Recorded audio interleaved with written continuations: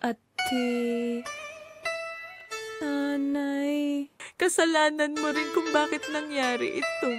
Mayroon akong malaking pagkakasala kay ama.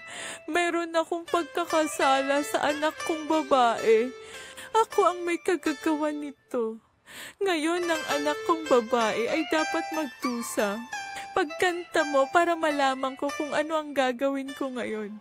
Hindi ko kayang mabuhay sa tuwing naiisip ko ang anak kong babae. Tingnan mo ito. Mag-subscribe sa channel ng Lala School para hindi mo makaligtan ng mga nakakaaliw na video. Ka, pero bakit ka nandito, Nanay, Kita-kits sa mga pakiusap susunod na po. video. Umuwi ka na po. Kahit ano gusto mo gagawin ko. Sobra na ang hirap ni Ina. Bakit mo ako pipilitin maghirap din tulad niya? Nanay! Nay, umuwi ka na po. Ihatid mo ang mama mo pa uwi. Umuwi na tayo. Umuwi na tayo, nanay.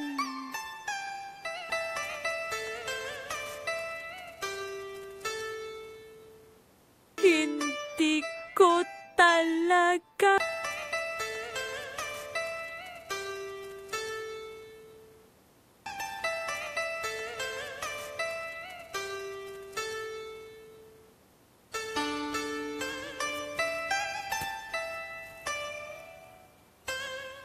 Tumingin sa mata.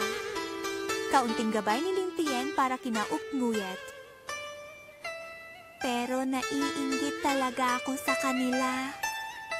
Wala akong magawa para matulungan si Bunso. Ngayon, pati ang isa kong pamangkin na babae ay kailangang magdusa. Mga kaluluwang naway magpaabot ng suporta sa kanya para makahanap siya ng asawang mahal niya. At para kay Lola Nguyet na hindi rin pinigilan.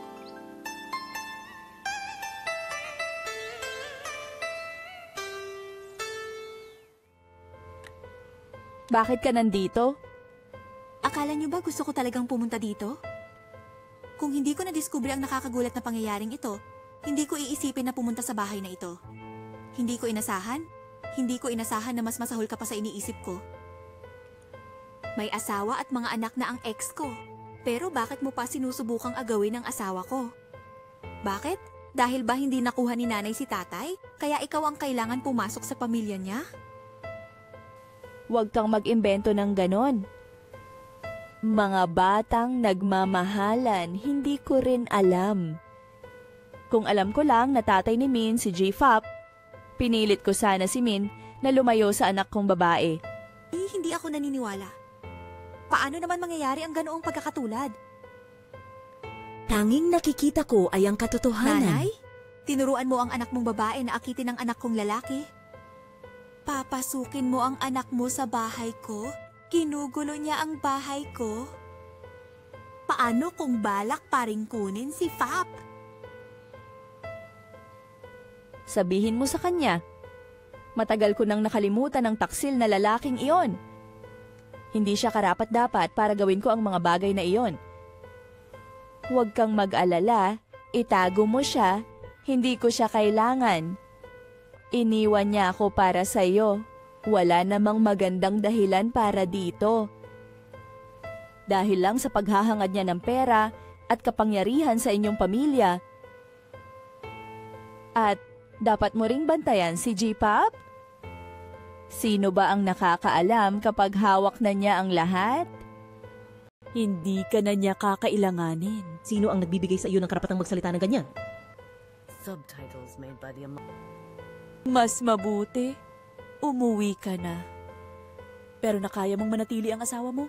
At huwag ka nang bumaba dito ulit. Subtitles made by the Amaro.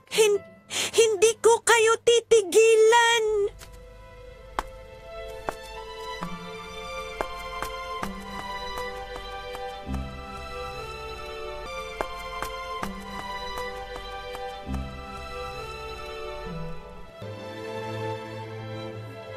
Pansamantalang paalam. Ganito!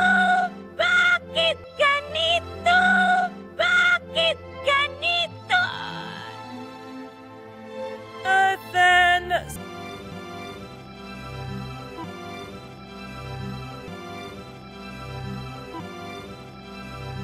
para hindi